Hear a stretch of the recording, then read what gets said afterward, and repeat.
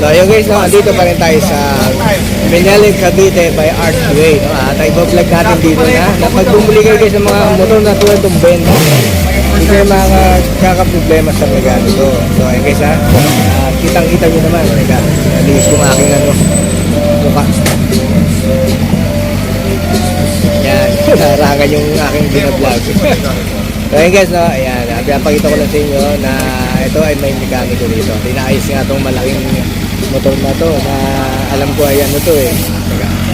Ito guys yung magandang motor na ano.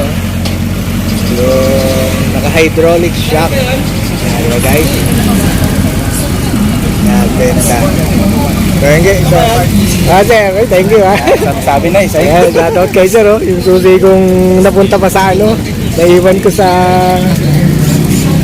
opening. Ano ba yun? Kalimutan ko pala yung mga bitat na yun. Guys, yung Santo Tomas. Ayan. Naiwan ko yung susi. Ayan guys, ayan ha. May mekaniko rito. At ayan.